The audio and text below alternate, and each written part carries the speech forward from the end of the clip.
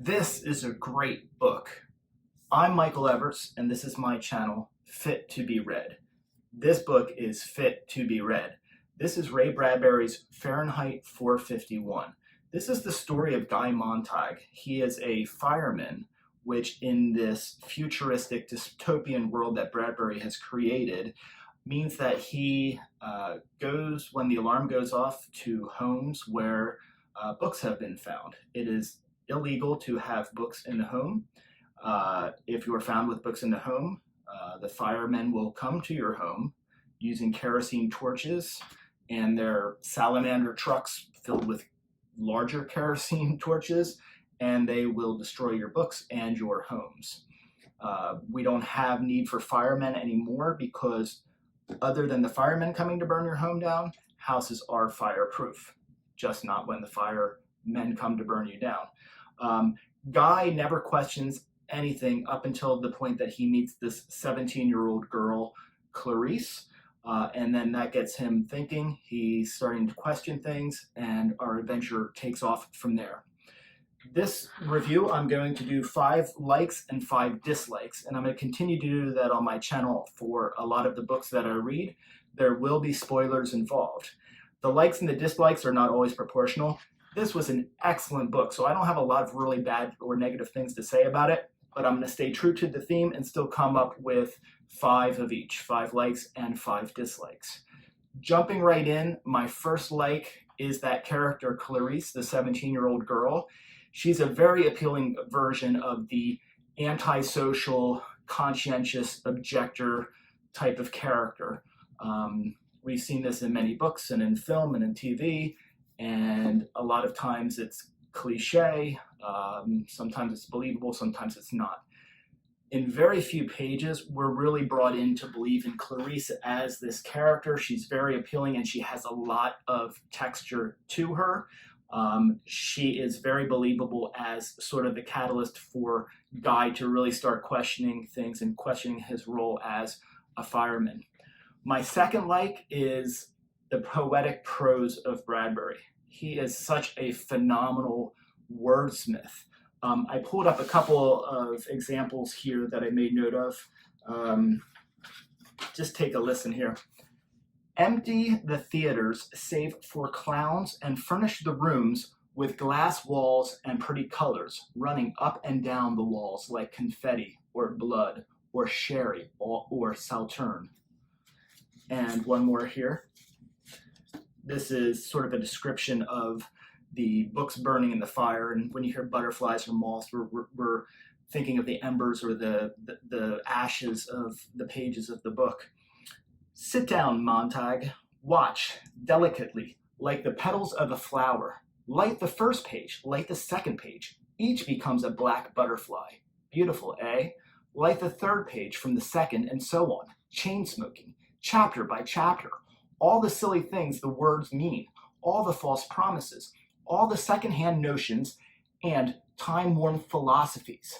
There sat Beatty, perspiring gently, the floor littered with swarms of black moths that had died in a single storm.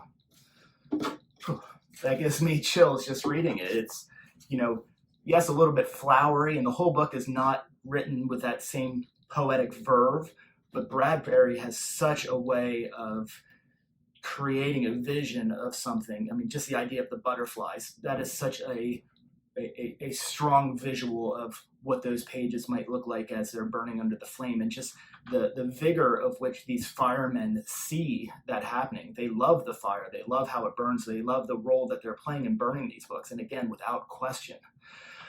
My first dislike, it's the odd premise, the firehouse, there being an emergency status, a 4-person crew. The idea that it doesn't sound like there's a lot of this happening where there's a lot of people with books and a huge resistance running around with books in their home, that an alarm needs to go off and you need to send a fire truck with 4 people to come and make a huge scene of it. Obviously, you just have to take it for what it is. There's this idea that, I guess we put terror and fear in the hearts of those that are doing the wrongdoing by having these books.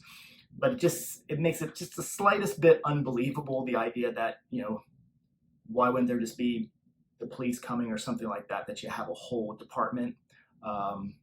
Doesn't sound very economically sound in this futuristic world.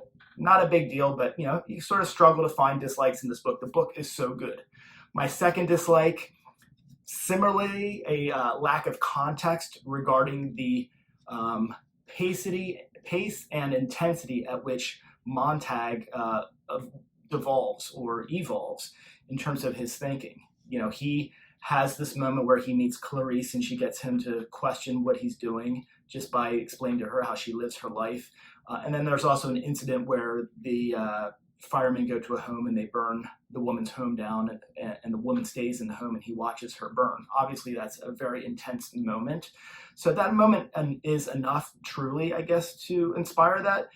It does seem, though, he goes from 0 to 60 really quick, and there's just not enough time in the book for us to see him gradually let the doubts seep in. It just happened really, really quick. If it wasn't for the strength of the writing of the character of Clarice, it would have been a little bit too unbelievable. So right now it's just kind of borderline. Third dislike, coming back to Clarice, she dies too early. I really like this character. And I'm very judgmental of this type of character in a lot of books and film, because it's not always done well, and sometimes it's gratuitous, or sometimes it's overdone or not believable. It's just she's in a few pages, and really quickly you just buy into it. It serves her role, but her character was really a riddle with a lot more layers to it to be unraveled. She even refers, I think, to herself as an onion. I wrote this down. She did refer to herself as an onion. I did write it down. She's speaking about her psychiatrist or psychologist, and she states, "He says I'm a regular onion. I keep him busy peeling away the layers." Yeah, absolutely. There's so much more there. She serves a role in dying just as much as she did in living, but would have really liked to have seen that character develop even more. My third this book really stands up to modern day comparisons. And I wrote a page number down here, page 84. I want to come to this. It stands up to modern day comparisons. There's really an alarming resemblance to our current time. Obviously, books are just important. Obviously, the book is about burning books, but the books symbolize a lot more than just that. And there's a point in the book where Montag is talking to Faber, and Faber is talking about censorship and defiance, and talking about he calls it the three things that are necessary. 1, the quality of information; 2, the leisure to digest it; and 3, to carry out actions based on what we learn from the interaction of the first 2. So it's not just about books, it's about all of that as well. And we can certainly apply that to what we see in our world today, and the idea of ideas are dangerous. So, and books are really, in this story, a representation of ideas and thoughts, and maybe even going against the prevailing winds and conventional wisdom of the time. So that would be my third like. My fourth like is the realness of the relationship with Montag's wife. This is really well done. It does make me wonder a little bit about Bradbury's real life experience and relationship with his wife Marguerite. I have no reason to think that it wasn't anything but a rosy relationship. I didn't look into it, I didn't study it, but just the way he writes this, and just sort of the idea of the wife that's sort of checked out, or the two of them having a very kind of Virginia Woolf kind of relationship where they're saying as much as they could be saying by saying nothing at all. And I'm going to come into the book one more time. I've got this one more page that I've staked out here, and this is really powerful. "And he remembered thinking then that if she died, he was certain he wouldn't cry, for it would be the dying of an unknown, a street face, a newspaper image, and it was suddenly so very wrong that he had begun to cry, not at death, but at the thought of not crying at death. A silly, empty man near a silly, empty woman." Wow. Listen to that. So very powerful, because in the book we see him earlier on trying to talk to her. She's all consumed with the device in her ear, listening to her shows or her stories or whatever it is that she's listening to. And then they have this parlor room where she has 3 walls of TV and she wants a 4th.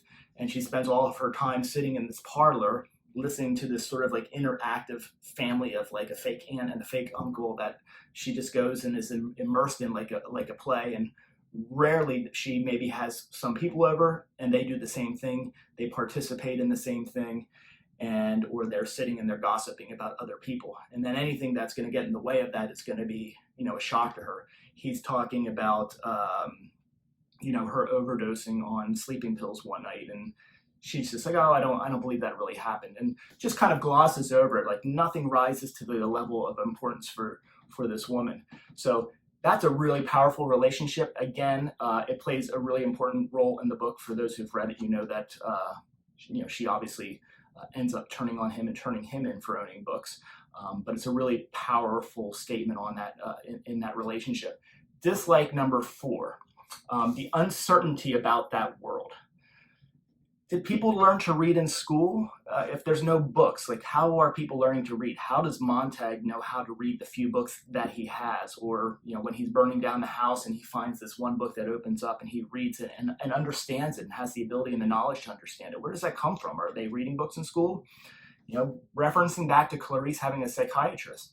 How did that person learn to become a psychiatrist? I would imagine that is a profession where there's a lot of textbook reading, and the kind of reading that you don't, if you're getting rid of all books everywhere, that's probably the kind of reading you don't want people doing. So how did that person pick up psychiatry?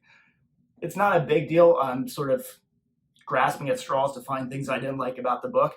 So it's not necessarily I didn't like that, but it's a little bit of a confusing thing that's kind of left as a question of, when did this happen? When did they stop allowing books? Obviously, there's some references in the books to years ago when maybe there were books and people did do that for leisure and books not having answers, and a lot of discussion about that. But it is still a little bit unclear. And then just kind of like, what is the danger in this world? So a lot of uncertainty about this world. Is it dangerous to not show up for work? Like what are the ground rules here? I can accept in science fiction and in dystopian novels very wild universes with different rules than our own, but the book has to follow those rules. In this book, I don't quite know what the rules are, and I kind of wish that I did. Are there consequences? He is sick the one day and he's talking to Mildred, his wife, about whether he's going to go into work or not. She's like, well, you better go in. And as a reader, I get a little bit of that fear of like, is Bradbury telling me that it's such a thing that if he doesn't go in, Beatty knows what's up and he's going to be in big trouble? Or just like how we are today, I might be in trouble with my boss if I don't show up for work. I can't tell the level of fear I should have for this character or the severity of the idea of whether he decides to go into work or not. Dislike number 5. Similar to what I just said previously, the world is a little confused. Yes, it's this dystopian world, but I don't know, am I like looking at this like it's a Resident Evil world or a Blade Runner world? Just referencing some movies there I saw, or thinking about books I've read like Neuromancer, like where is it? Does it look like our world today, but just a little bit different with different rules? I respect that it's for the reader to kind of fill in those blanks and make that up, and maybe that's the whole point. But I also kind of wish I knew what Bradbury wanted me to view this world as, because I may have missed it. There's a little bit of reading in here that can be difficult, not more than a few pages, but I do think I've missed a little bit of what does the world look like. And I don't know if that's on me or if that's just how the book is written or it's not that important. I just like to know what are the rules of the world that I'm being immersed in so that I can believe that world really well.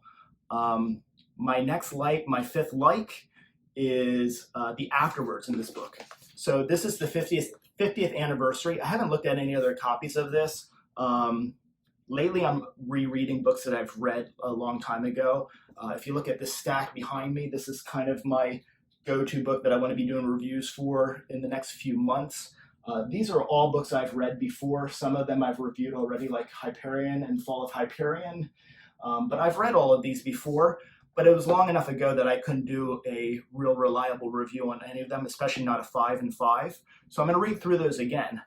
I have a few in the stack that I haven't read before, like Ian M. Banks' Player of Games. This is one of the ones I haven't read before. I love the afterwords in this book. It gives us a little bit more insight into Bradbury's thinking when he wrote it. There's an interesting part in here. He speaks about, he was elaborating on the mechanical hound, for example, in this book, and it's his robot clone of Arthur Conan Doyle's Great Bakersville Beast. And talks about his family and how he tried to write this in the garage, and sometimes that competed with him writing versus playing with his children, and sort of always valuing playing with his children more, which is something I can really relate to, running a business. I own a personal training gym. I'm in the office right now, so a lot of my reviews will be done in this office or in the gym setting until I set up something a little bit more permanent for doing these reviews. But that's also where the name for this is coming from. My gym is called Fit, so we've named the channel Fit to be Read. So I really highly recommend this book. I have one little nitpick thing, so it's not a sixth dislike. There's one point in the book where he has fled. He was in the river, and now he runs into these people that Faber had sort of mentioned to him before, that had escaped to the woods and were of a similar mind of him, former professors and chairs of departments at colleges, and they're all sort of, again, fighting the culture of no books.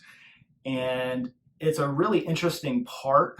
The one part I don't like about it, and it's a really, really small thing, I don't know if anybody else felt this as well, but like, he gets introduced to who they are, and everybody has like their title, and like, this is the chair in such and such department, and you're kind of getting everybody's like a little bit of resume. Not about what books they read, but just kind of who they were.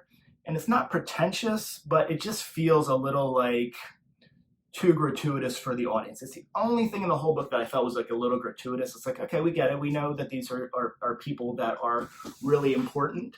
But that does turn into something really interesting on page, I guess I'm coming back to the book one more time, 151 and 152. Let's pull that up. I don't think I even underlined it, so let's just kind of freeball this here.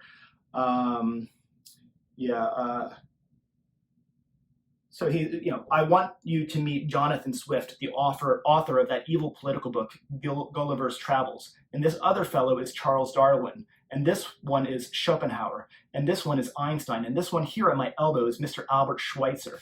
That part is really cool. Like when he's introducing them, not by, he's the chair of this department, but after they've done all that little nitpicky part that I don't like, and he goes in and referring to them by the book that they most represent or most understand or have remembered. That's really cool. And that really more than makes up for it. This book gets the Fit to be Read seal of approval. I recommend it to anybody. I am going back through some books that are considered more classic. This book was written almost 70 years ago. But the idea of the resemblance to what's going on in our world today, obviously we don't have firemen setting fires to houses, but you can certainly find the symbolism in there. It's an important book, totally stands the test of time. There are a lot of books that are written around the same time that do not stand the test of time, which were great books at that time. This is one that you can pick up today and read. I think young readers could read this. And it's a really captivating story. It's not hard to put down, but it's easy to not put down. So I recommend this one highly.